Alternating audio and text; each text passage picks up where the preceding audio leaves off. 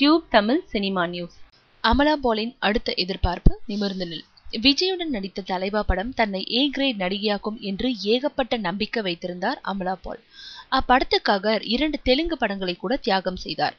ஆனால் வழக்கமான கதாநாயகியாக இல்லாமல் வித்தியாசமான போலீஸ் வேடத்தில் நடித்திருந்த அமலா பாலுக்கு அப்படத்தின் தோல்வி பெருத்த ஏமாற்றத்தை கொடுத்துவிட்டது. அதனால் அதையடுத்து சில முன்னணி ஹீரோக்களுடன் நடிப்பதற்காக அவர் பேசிக் கொண்டிருந்த படங்கள் கூட வேறு நடிகைகள் பக்கம் திரும்பி நின்றன. மேலும் தெலுங்கு சினிமாவும் ஆட்டம் கண்டதால் தனது தாய்மொழியான மலையாளத்தில் தஞ்சமடைந்த அமலா பால் இப்போது 3 படங்களை கைவசம் வைத்திருக்கிறார். இருப்பினும் தமிழில் தலைவா பெற்றுத்தராத இடத்தை அடுத்து ஜெயம் ரவியுடன் நடித்துள்ள நிமிர்ந்து நில் படம் பெற்றுத்தரும் என்று புதிய நம்பிக்கையை விதைத்திருக்கிறார் அமலா பால்.